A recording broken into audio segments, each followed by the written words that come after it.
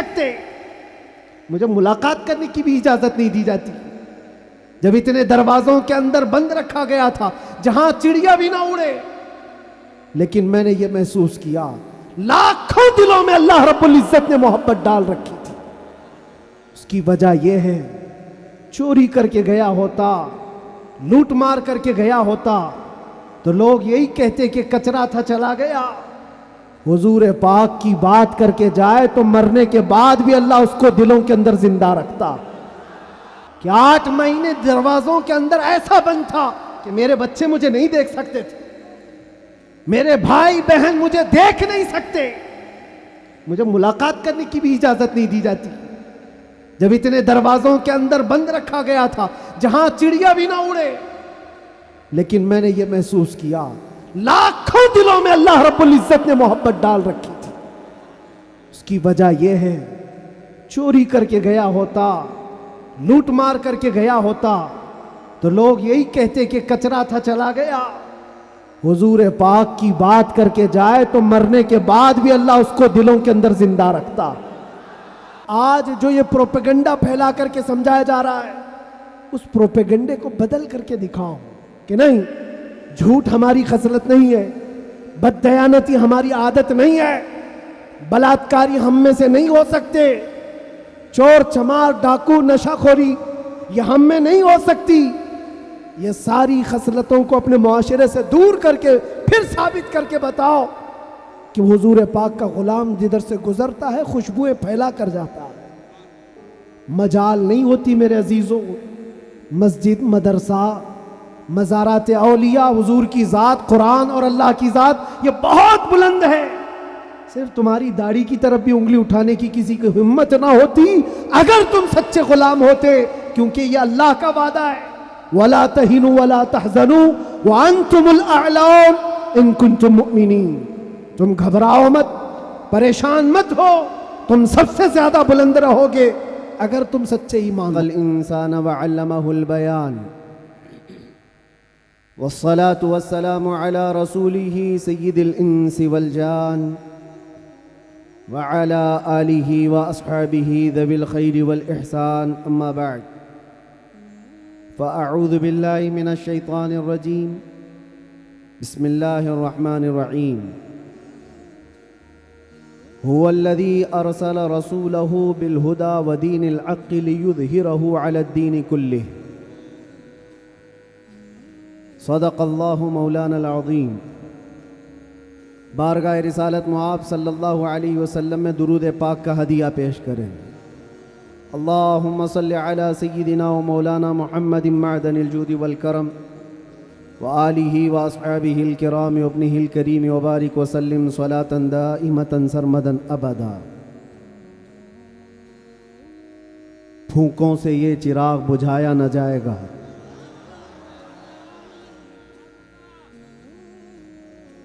میرے عزیزوں، یہاں سے ہم اپنی گفتگو کا آغاز کرتے ہیں۔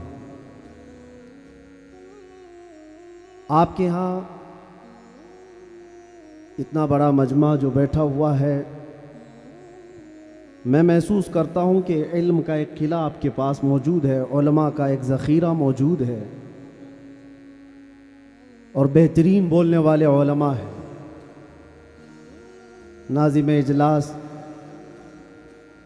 مجھ سے پیشتر جس طرح سے انہوں نے مدرسے کا تعارف کرایا ہے، اللہ تعالیٰ اس مدرسے کو ہمیشہ شاد و آباد رکھے، مرکز اہل سنت و جماعت، مرکز عشق رسول بنائے۔ ہماری یہاں پر اتنے لمبے سفر کر کے آنے کی ضرورت نہیں ہوتی، اور میں یہ جانتا ہوں کہ لوگ سننا کم اور دیکھنا زیادہ چاہتے ہیں، اور اس کی وجہ بھی ہے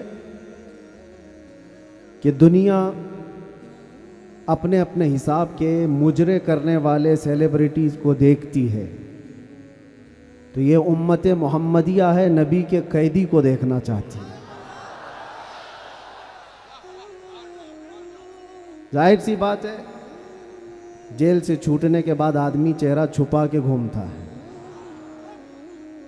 ہوتا ایسی ہی ہے، جیل کاٹ کے آیا ہے، سزا کاٹ کے آیا ہے، لوگ اس کو دیکھ کر کے تانے مار رہے ہوتے ہیں اور وہ منہ چھپا کر گھوم رہا ہوتا ہے، لیکن یہ قانون ہر جگہ فٹ نہیں ہوتا۔ وہ اور ہوتے ہیں جو چہرہ چھپا کے گھومتے ہیں، جو نبی کے نام پر جاتے ہیں وہ یہاں بھی چہرہ اٹھا کے جیتے ہیں، اور انشاءاللہ قیامت کے دن بھی چہرہ ان کا سرخرو رہے گا۔ اس لیے کہ اقبال نے بہت اچھی بات کہی، آبرو ما زنا میں مصطفیٰ است، ہم سب کی عزت و آبرو مصطفیٰ کے نام سے وابستہ ہے۔ اور اللہ کریم قرآن عظیم میں ارشاد فرماتا ہے وَلِلَّهِ الْعِزَّةُ وَلِرَسُولِهِ وَلِلْمُؤْمِنِينَ، عزت اللہ کی ہے، رسول کی ہے اور مومنین کے لیے ہے۔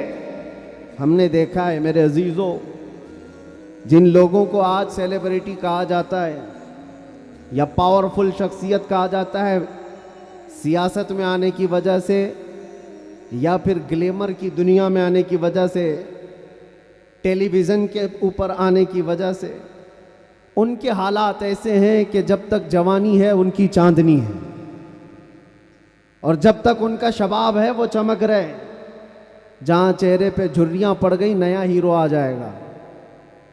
دنیا ایک نیا ہیرو اپنا ڈھونڈ لیتی ہے، اور یہ دنیاوی حسن و جمال پر اترانے والوں کی زیادہ لائف نہیں ہوتی، وہ برقرار نہیں رہ سکتے، نہ ہی سیاست کی کرسی پر بیٹھ کر کے اقتدار جمانے والے۔ ہم نے ان کو بھی دیکھا ہے، نئی پارٹی آئی اور بوڑھے کو سائیڈ میں لگا دیا گیا، اب بوڑھوں کو کوئی پوچھتا بھی نہیں ہے، 40 سال بیچارے خدمت کرتے رہے اور آج ریٹائرمنٹ کی کربناک زندگی گزارنے پر مجبور ہو گئے۔ لیکن یہ مصطفیٰ کی غلامی کی دنیا الگ ہے۔ یہاں حضور پاک صلی اللہ تعالیٰ علیہ وسلم کا غلام ایک عالم دین جتنا بوڑھا ہوتا جاتا ہے اتنی عزت اس کی بڑھتی چلی جاتی۔ یہاں بوڑھوں کی عزت کم نہیں ہوتی، بلکہ اس کو بوڑھا کہاں کہتے ہیں؟ جوان بیٹھے ہوتے ہیں لیکن بوڑھے عالم دین کو فیصل بنا کر بٹھاتے ہیں۔ جو زیادہ عمر والا ہو گیا، وہ تجربے والا زیادہ ہو گیا، اس کی عزت بڑھتی چلی گئی، اس لیے کہ یہ عزت پاؤڈر لالی کی عزت نہیں ہے، یہ میرے مصطفیٰ کے قدموں سے حاصل کی ہوئی عزت ہے۔ ہم نے دیکھا ہے مرشد گرامی حضور تاج الشریعہ بدر الطریقہ کو، عمر 75 سال کی ہو گئی، بڑھاپا تھا، لیکن ایک جگہ انہیں بٹھا دیا جائے اور لاکھوں کو ایک طرف، دنیا لاکھوں کو دیکھنا چھوڑ دے گی، اس ایک مرد قلندر پر دیکھتی رہ جائے۔ کیا یہ حقیقت نہیں؟ ان کو دیکھی ہوئی آنکھیں موجود ہوں گی۔ وہ حسن و جمال نبی پاک صلی اللہ تعالیٰ علیہ وسلم کی غلامی سے حاصل کیا ہوا حسن و جمال ہے۔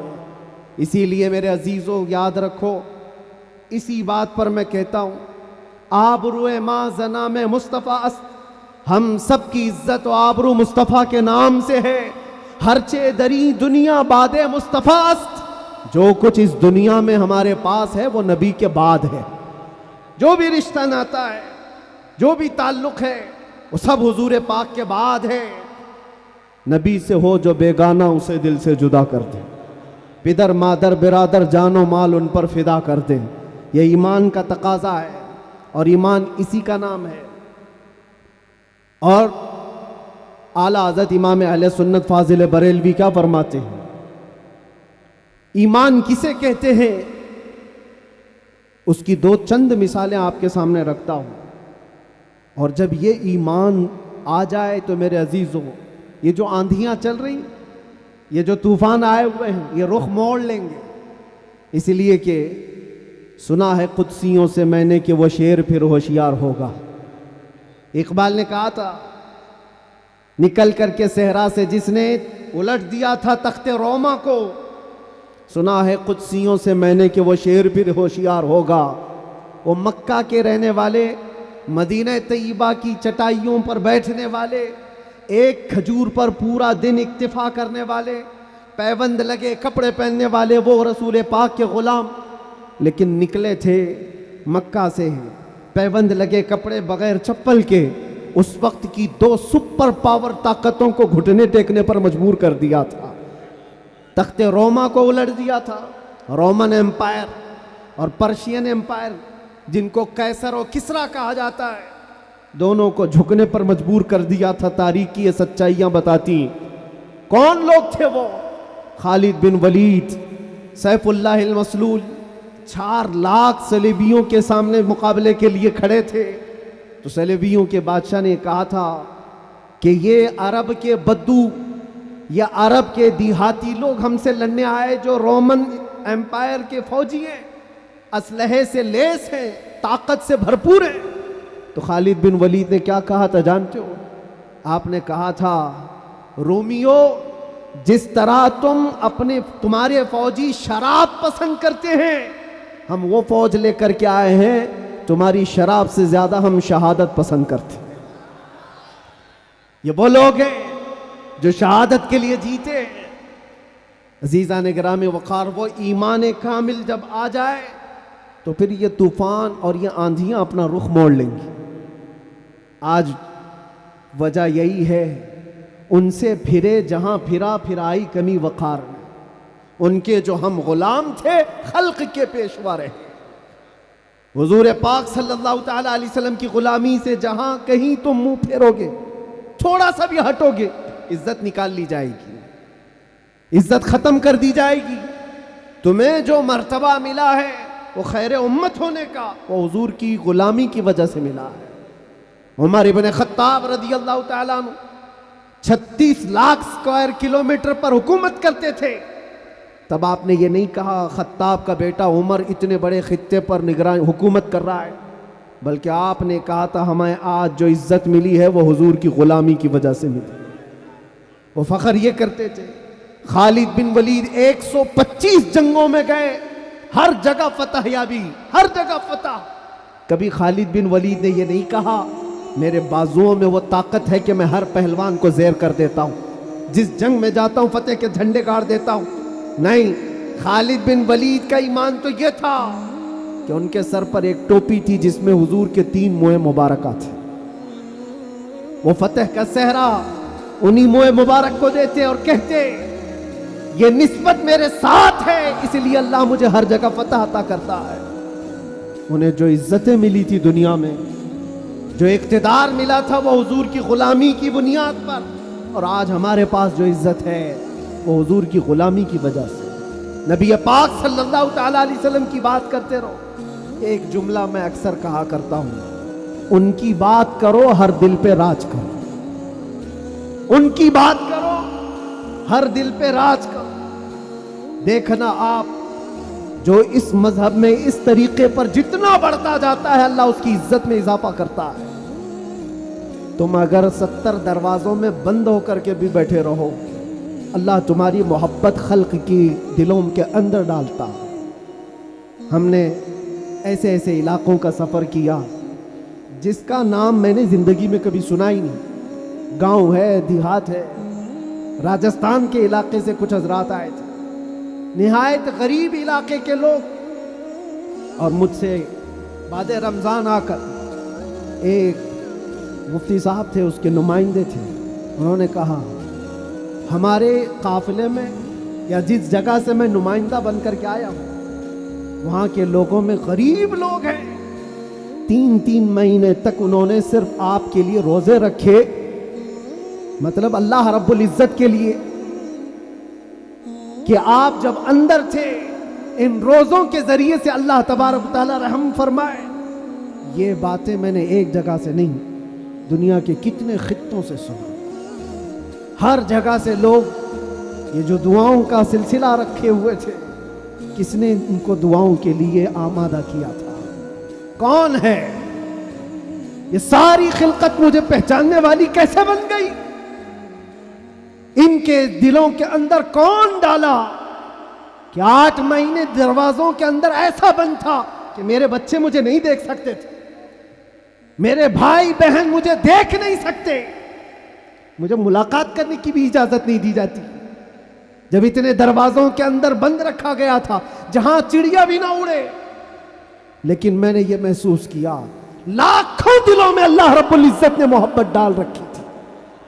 اس کی وجہ یہ ہے، چوری کر کے گیا ہوتا، لوٹ مار کر کے گیا ہوتا تو لوگ یہی کہتے کہ کچرا تھا چلا گیا، حضور پاک کی بات کر کے جائے تو مرنے کے بعد بھی اللہ اس کو دلوں کے اندر زندہ رکھتا.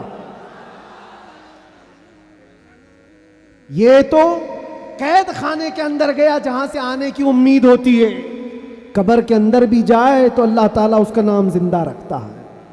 اسی لیے میرے عزیزوں، ایک نقطے کو سمجھ جاؤ، حضور پاک صلی اللہ تعالیٰ علیہ وسلم کی محبت اور ان کی غلامی یہ اصل ایمان ہے. اور یہ ایمان جس وقت آ جائے بڑے بڑے طوفانوں کا وہ مقابلہ کر سکتا ہے. آج پوری دنیا کے مشاہدے سے یہ پتہ چلتا ہے ہنگامے اتنے ہو چکے، اتنے خطرناک طریقے سے امت کو لرزا دیا گیا ہے، لیکن اس امت کا حال یہ ہے کہ یہ خواب گراں میں ہے، یہ ایک لمبی نیند میں ہے. ہمارے نوجوان، وہ بچے جن کو میں آج بھی نشے کے اڈوں پر دیکھتا ہوں تو دل روتا ہے. جیل کے قیدیوں میں اکثر وہ لوگ تھے جو نشہ کرتے تھے یا بیچتے تھے، پکڑے گئے اور اندر آئے. نام کتنے اچھے ہیں تمہارے اور کام کس طرح کے ہیں. کئی لوگوں نے توبہ کیا، لیکن وہ ایک جیل کی بات نہیں، یہاں تقریباً 10 جیلوں میں یہی حال ہے.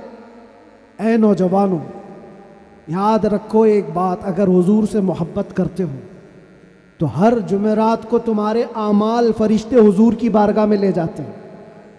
ہر جمعرات کو فرشتے تمہارے نام کے ساتھ حضور کی بارگاہ میں پیش کرتے ہیں، فلاں بن فلاں نے ہفتے بھر یہ کام کیے. حضور پاک صلی اللہ علیہ وسلم فرماتے ہیں میں اپنے ہر امتی کو اس کے باپ کے نام سے پہچانتا ہوں، ہر امتی کو پہچانتا ہوں.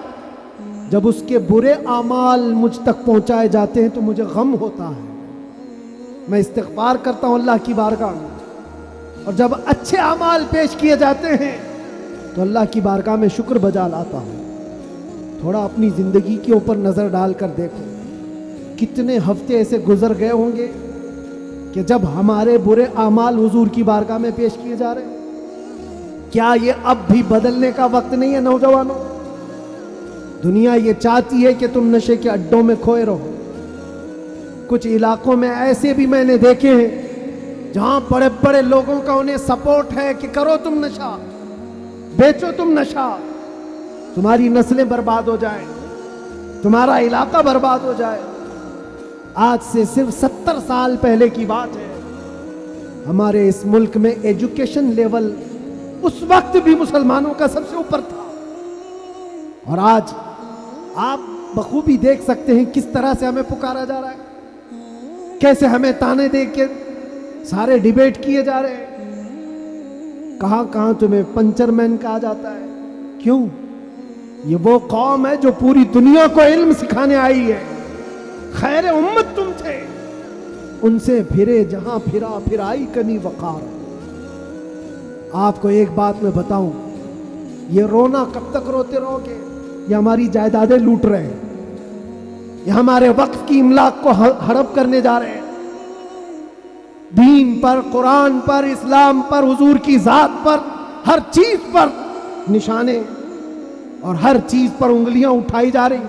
تم کب تک احتجاج کرتے رہو گے؟ کب تک سڑکوں پر آؤ گے؟ کب تک اپنی آوازیں اٹھا کر کے پوچھتے رہو گے؟ کیا تمہارا کام صرف اتنا ہی رہ گیا؟ ایک بات یاد رکھو، جو ڈاکو ہوتا ہے اس کا کام ہی ہے لوٹنا. آج وہ کیا لوٹ رہے ہیں، کس پر ڈاکہ ڈال رہے ہیں، میں اس کی بات نہیں کرتا. مجھے رہزنوں سے غرض نہیں، تیری رہبری کا سوال ہے. تم امت مصطفیٰ ہو، تم کن کاموں میں مصروف ہو یہ دیکھنے کی بات. مجال نہیں ہوتی میرے عزیزوں. مسجد، مدرسہ، مزارات اولیاء، حضور کی ذات، قرآن اور اللہ کی ذات یہ بہت بلند ہے. صرف تمہاری داڑھی کی طرف بھی انگلی اٹھانے کی کسی کی ہمت نہ ہوتی اگر تم سچے غلام ہوتے، کیونکہ یہ اللہ کا وعدہ ہے، وَلَا تَهِنُوا وَلَا تَحْزَنُوا وَأَنْتُمُ الْأَعْلَوْنَ إِن كُنتُم مُؤْمِنِينَ. تم گھبراؤ مت، پریشان مت ہو، تم سب سے زیادہ بلند رہو گے اگر تم سچے ایمان والے ہو. اور ایمان کسے کہتے ہیں؟ ایمان کسے کہتے ہیں؟ لا یؤمن احدکم حتی اکون احب الیہ من والدہ وولدہ والناس اجمعین. یہ میرے آقا صلی اللہ علیہ وسلم فرماتے ہیں تم میں سے اس وقت تک کوئی پورا مومن نہیں ہو سکتا جب تک کہ ساری دنیا تمہارے مال اولاد ماں باپ سب سے زیادہ مجھ سے محبت نہ کرے. اور ابھی میں سوال کرتا ہوں, سارے ہاتھ بھی اٹھا دیں گے, بہت سارے کھڑے بھی ہو جائیں گے, جوش میں بھی آ جائیں گے. صرف اگر میں اتنا پوچھوں کیا آپ اپنے نبی پاک صلی اللہ علیہ وسلم سے اپنی جان سے زیادہ محبت کرتے ہیں؟ میں ہاتھ اٹھانے نہیں کہہ رہا ہوں, سب تو کہتے. یہ سوال ایسا ہے حضرت ابو بکر شبلی کہتے اسی سوال سے میں ڈرتا ہوں ہمیشہ کہ اگر کوئی پوچھ لے مجھ سے کیا تو حضور پاک صلی اللہ علیہ وسلم سے اپنی جان سے زیادہ محبت کرتا ہے, اس سوال سے تو میں ڈرتا ہوں. پوچھا گیا کیوں؟ کہا اس سوال کے جواب میں اگر نہ کہہ دیا تو ایمان ہی چلا گیا, وہ آدمی کا ایمان ہی ختم ہو گیا, اور اگر ہاں کہتا ہوں تو میرے اعمال مجھ کو کوستے ہیں. کہاں تو جان سے زیادہ محبت کی بات کر رہا ہے اور کہاں تیرے عمل جس سے محبت کی جاتی ہے. تقاضا یہ ہے اپنا ہر عمل اپنے محبوب کے عمل کے مطابق ہونا چاہیے. اور حضور اکرم صلی اللہ علیہ وسلم نے یہ بھی فرمایا لا یؤمن احدکم حتی یکون ہواہ تبعا لما جئت بہ. تم میں سے اس وقت تک کوئی مکمل مومن نہیں ہو سکتا جب تک وہ اپنی خواہشات کو میری مرضی کے مطابق نہ بنا دے. تمہاری اپنی خواہشات جو تم کہتے ہو نا یہ ہماری لائف ہے, ہمیں انجوائے کرنے دو, ہماری لائف ہے ہمیں جینے دو. کسی جوان کو پکڑ کر کے کہو مولانا صاحب ابھی تو ہماری 20-25 سال کی عمر ہے, جینے دو, عیش کرنے دو. اے نوجوان تجھے پتہ ہی نہیں, یہ تیری زندگی نہیں ہے, یہ تیری لائف نہیں ہے. زندگی یہ نہیں کسی کی کسی کے لیے, زندگی ہے نبی کی. نہ سمجھ مرتے ہیں زندگی کے لیے, جینا مرنا ہے سب کچھ نبی کے لیے. ہماری اپنی زندگی کا ہے, جو ملی ہے زندگی یہ حضور کے لیے ملی ہے, یہ امانت ہے. ابھی آپ نہیں سن رہے تھے امام اہل سنت فاضل بریلوی نے کیا فرمایا؟ جب بندہ اس مقام کو پہنچ جاتا ہے کہ اپنا سب کچھ حضور کے لیے قربان کرتا ہے اور پورا مومن بنتا ہے, تب جا کر کے وہ کہتا ہے یا رسول اللہ دہن میں زبان تمہارے لیے, بدن میں ہے جان تمہارے لیے. ہم آئے یہاں اور اٹھے بھی وہاں. یہ کب کہتا ہے بندہ؟ جب اس کا ایمان مکمل ہو جائے. میرا اپنا کچھ نہیں ہے, جو کچھ ہے وہ حضور کا ہے. دہن میں زبان تمہارے لیے, بدن میں ہے جان تمہارے لیے. ہم آئے یہاں تمہارے لیے, اٹھے بھی وہاں تمہارے لیے. یہ صحابہ کا مسلک تھا میرے عزیز.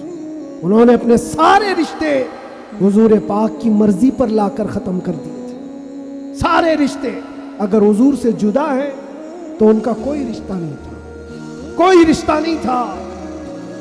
آج ہمیں اس ایمان کو زندہ کرنا ہے. یہ عہد کر کے جاؤ, بڑے بڑے نعرے لگا کر, بڑے بڑے جلسے کر کے, جلوس کر کے, یا سڑکوں پر آ کر کے اگر تم یہ سوچتے ہو شکتی پردرشن سے بہت کچھ ہو جائے گا. دنیا جھکتی نہیں ہے, انسانوں کے ریلے سے نہیں ڈرایا جا سکتا. ہم نے دیکھا ہے انسانوں کے ریلے سے دنیا نہیں ڈرتی. پاؤں سے معذور لنگڑا بھی ہو لیکن اگر ویل چیئر پر بیٹھ کر لبیک پکارے پورا یورپ ہلنے لگتا ہے.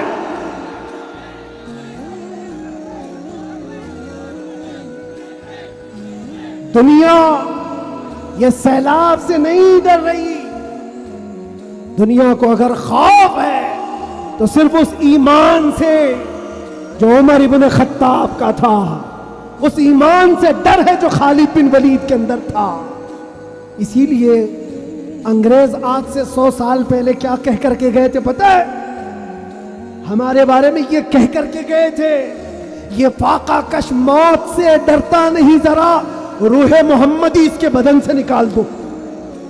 وہ یہ کہتے تھے روح محمدی اس کے بدن سے نکال دو. डर इसी बात से है, डर इसी बात से है। जहां रूह मोहम्मदी आ गई, दुनिया को पता है ये सोया हुआ शेर जाग गया तो बहुतों की नींद हराम कर देगा। जितने कुत्ते हैं सब बिल में चले जाए, हकीकत है, जितने कुत्ते हैं सब बिल में चले जाए। और मुझे लोग ये कहते हैं, मुझे ये कहते हैं कि डर लगता है, फिर आप कुत्ता कह रहे हैं। मेरे अजीजों, हम हिंदुस्तान में रहते हैं, हमारी हर गली कूचे में कुत्ता होता ही है। मुझसे बाज़ाब्ता तरीके से सवाल जवाब कर रहे थे, आप तकरीर में इस तरह से कह रहे हो, कुत्ता कह रहे हो, कुत्ता कह रहे हो। मैंने कहा किसको कह रहे हो? मैंने कहा कुत्ते को कुत्ता कहा, किसको कहा जाएगा? हम कुत्ते को कुत्ता ना कहें तो आप बोले टॉमी बोले। अजीजा ने गिरामी वक़ार, मुझे उससे लेना देना नहीं है। बात यह है कुत्ते क्यों भौंक रहे हैं, उससे क्या गरज? शेर क्यों सोया है, उससे गरज है।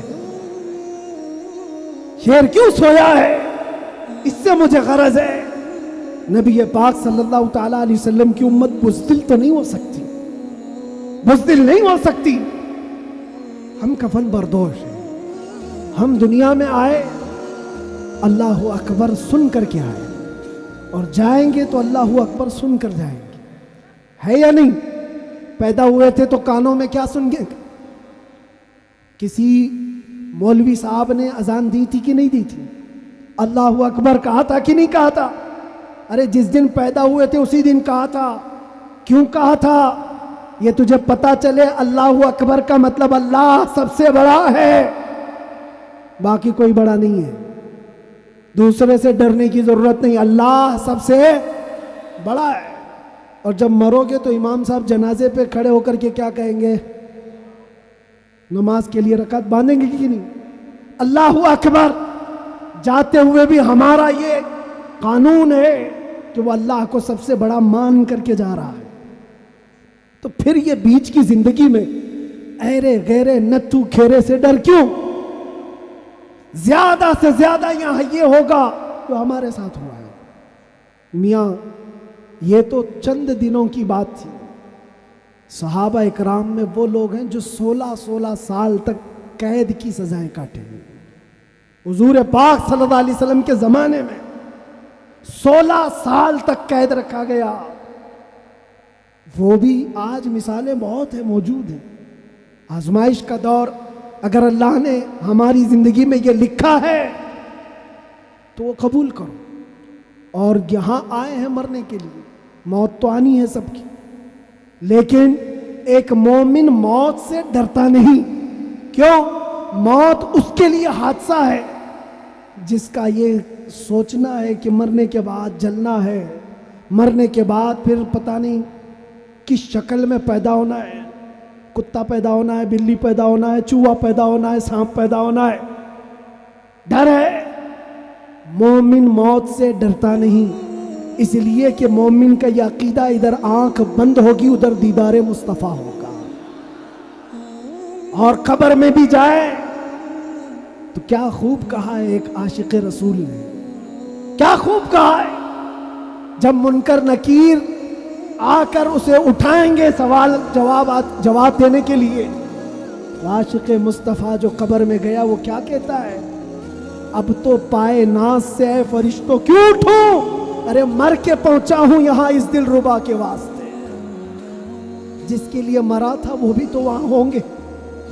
बस मेरे अजीजों, गुफ्तगू को समेटते हुए मैं सिर्फ इतनी बात कहूंगा, उनके जो हम गुलाम थे, खल्क के पेशवा रहे, उनसे फिरे, जहां फिराई कमी वखार में। तुम्हें अल्लाह कुरान में फरमाता है तुम बाइज्जत रहोगे, बुलंद रहोगे, कामयाब रहोगे। शर्त यह है कि हमेशा ईमान के साथ रहो, ईमान के साथ रहो। और ईमान कौन सा है? मस्जिद में तुम सच्चे हो गए, बाजार में झूठे हो गए, ये ईमान का तकाजा नहीं है। तुम तिजारत पर बैठे हो, लोगों को धोखा दे रहे हो या फिर चीटिंग कर रहे हो, ये ईमान का तकाजा नहीं। ایک صحابی رسول ہیں حضرت نعمان، ایک ملک گئے، وہ بادشاہ عیسائی تھا۔ جب اسے خبر ملی کہ عرب کے محمد صلی اللہ علیہ وسلم کا ایک سفیر آیا ہوا ہے، ایمبیسیڈر آیا ہے، تو اس بادشاہ نے ریشم کا قالین بچھایا اور سونے کی کلائی کی ہوئی کرسی رکھا ان کے استقبال کے لیے۔ لیکن جب وہ آئے، صحابی رسول حضرت نعمان، اپنی تلوار سے انہوں نے وہ قالین کو ہٹا دی، جو ریشم کا قالین بچھا ہوا تھا ہٹا دیا، کہا میں زمین پر چل کر جاؤں۔ پھر جب کرسی دیکھی سونے کی ہے، ہٹا دیا، کہا میں عام کرسی پر بیٹھوں۔ بادشاہ نے کہا اتنا ایٹیٹیوڈ ہے، ہم نے آپ کے عزت کے لیے سب کیا تھا، ہم بہت عزت کرتے ہیں آپ کی، محمد صلی اللہ علیہ وسلم کے آپ سفیر بن کر کے آئے۔ اس صحابی نے کیا جواب دیا؟ کہا میں جس نبی کا ماننے والا ہوں، اس نبی نے فرمایا مرد کے لیے ریشم کا استعمال حرام ہے، مرد کے لیے سونے کا استعمال حرام ہے، میں حرام چیز کا استعمال نہیں کر سکتا۔ وہ کہاں تھے؟ دوسرے ملک میں تھے۔ حضور کہاں ہیں؟ مدینے میں۔ بادشاہ نے کہا آپ تو بہت دور ہیں، وہ نبی کے ملک سے کافی دور ہے، یہاں اگر آپ استعمال کر بھی لیں تو کیا خبر؟ صحابی نے جلال میں کہا میرا ایمان یہ ہے میں جس خطے میں بھی رہوں گا میرے نبی کا غلام بن کر رہوں گا، دھوکہ نہیں دے سکتا اپنے نبی کو کہ یہاں پر حضور کا غلام ہوں اور کسی جگہ غلام نہیں ہے۔ آپ سب کی بھی زندگی ایسی ہو کہ دنیا تمہیں کسی بھی جگہ دیکھے تو پہچان لے کہ حضور کا غلام سچ بولتا ہے، دھوکہ نہیں دیتا، جھوٹ نہیں بولتا۔ یہ تمہاری خصلتیں ہونی چاہیے، تمہاری عادتیں ہونی چاہیے۔ آج اگر کوئی یہ پوچھے نشہ کہاں ملتا ہے تو تمہارے محلے کی طرف کوئی اشارہ نہ کرے، کوئی تمہارے محلے کی طرف نہ آئے۔ سب کی یہ ذمہ داری ہے، ہر نوجوان کی، کہ جانتے ہو حضور فرماتے تمہارے تلوے میں کانٹا بھی چبھے تو اس کے درد کا مجھے احساس ہوتا۔ وہ نبی، اور تم اگر نشہ کر کر کے اپنے آپ کو تباہ کر لو گے، اپنے آپ کو برباد کر لو گے، تو اس رسول کو بھی آپ ٹھیس پہنچا رہے ہو، حضور پاک صلی اللہ تعالیٰ علیہ وسلم کو تکلیف پہنچا رہے ہو۔ بدلو اپنی اس زندگی کو، اور میرا میسج یہی ہے، اٹھو وہ گھر نہ حشر نہ ہوگا پھر کبھی، دوڑو کے زمانہ چال اپنی چل گیا، قوت عشق سے ہر پست کو بالا کر دو، دہر میں نام محمد سے اجالا کر دو، دہر میں نام محمد سے اجالا کر دو۔ اور یہ جو رونا ہے ہمارا، یہ سارے مسئلوں کا حل کیا ہوگا، ہمارا فیوچر کیا ہوگا، ہمارا مستقبل کیا ہوگا؟ ارے اللہ کریم قرآن میں فرمایا ہے، جس سے میں اپنی گفتگو کا آغاز کیا تھا، پھونکوں سے یہ چراغ بجھایا نہ جائے گا، یہ دین اسلام تمہارے اور ہمارے باپ سے چلایا نہیں جائے گا، یہ اللہ کریم کا نظام ہے۔ چنگیز بھی آئے، ہلاکو بھی آئے، بڑے بڑے آئے، سڑے سڑے آئے، اس درخت کو ہلانے کی کوشش کرتے رہے، اور نام و نمود بھی ختم، نام و نمائش بھی ختم، سب چلے گئے، باقی مگر اب تک نام و نشاں ہمارا۔ یونان و مصر و روما سب مٹ گئے جہاں سے، باقی مگر ہے اب تک نام و نشاں ہمارا۔ اقبال نے یہ سچ کہا تھا، توحید کی امانت سینوں میں ہے ہمارے، آسان نہیں مٹانا نام و نشاں ہمارا۔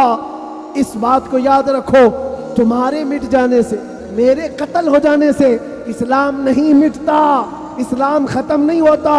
اندھے لوگ اگر یہ سوچ کر کے بم برسا رہے ہو، قتل عام کر رہے ہو، تو انہیں کان کھول کر سوچ لینا چاہیے، کربلا کی دھرتی پر امام حسین کے پورے خاندان کو قتل کر دیا گیا، اس وقت جب اسلام نہیں رکا تھا، تو اس سیلاب سے کبھی اسلام نہیں رکنے والا، یہ صبح قیامت تک چمکتا دمکتا رہے گا۔ اللہ فرماتا ہے وَلَوْ كَرِهَ الْكَافِرُونَ، اگرچہ کافروں کو اچھا نہ لگے، اللہ تعالیٰ اس دین کو غالب رکھے گا۔ آپ بدلو اپنی زندگی کو، سچے مسلمان بنو، سچے اسلام کی پیروی کرو، تاکہ دنیا کو آج جو یہ پروپیگنڈا پھیلا کر کے سمجھایا جا رہا ہے उस प्रोपेगेंडे को बदल करके दिखाओ कि नहीं, झूठ हमारी खसलत नहीं है, बददयानती हमारी आदत नहीं है, बलात्कारी हम में से नहीं हो सकते, चोर चमार डाकू नशाखोरी ये हम में नहीं हो सकती। ये सारी खसलतों को अपने मुआशरे से दूर करके फिर साबित करके बताओ कि हुजूर पाक का गुलाम जिधर से गुजरता है खुशबुएं फैला कर जाता है। और इज्जत फिर तुम देखोगे मेरे अजीजों, इज्जत फौज जमा करने का नाम इस ताकत नहीं है, ईमान की कुव्वत बढ़ाने का नाम असल ताकत है। यह ताकत वापस आ जाए इंशाअल्लाहुल अजीज। एक जुमला कहता हूं, सुनो, कान खोल कर सुनो, बहुत अच्छी बात है। ये मेरी पूरी तकरीर का खुलासा, लुब्बे लुबाब हासिल कलाम। क्या क्या चीजें तुम्हें चाहिए, क्या क्या चीजें चाहिए? तख्त चाहिए, सियासत चाहिए, क़ियादत चाहिए, हुकूमत चाहिए, एजुकेशन में महारत चाहिए, बड़ी कामयाबी चाहिए, क्या क्या चाहिए? ज़मीन चाहिए, जायदाद चाहिए, ऊपर तक उड़ना आना चाहिए, क्या क्या चाहिए? सब जमा कर लो। एक ही चीज है, एक ही चीज है कि मोहम्मद से वफा तूने तो हम तेरे हैं। ये जहां चीज है क्या? लौहो कलम तेरे हैं, लौहो कलम तेरे हैं। और आज हमने महसूस किया है, मुझे कौन पहचानता था, मैं किस खानदान से हूं, ये मैटर नहीं करता। मैं अपने बाप के नाम से, अपने खानदान के नाम से या कोई सियासी ओहदा रखने की वजह से नहीं पहचाना जाता, बल्कि अगर पहचाना जाता हूं तो सिर्फ इस बुनियाद पर जब तक बिके न थे तो कोई पूछता न था, या रसूल अल्लाह तुमने खरीद कर हमें अनमोल कर दिया, लब्बैक या रसूल अल्लाह।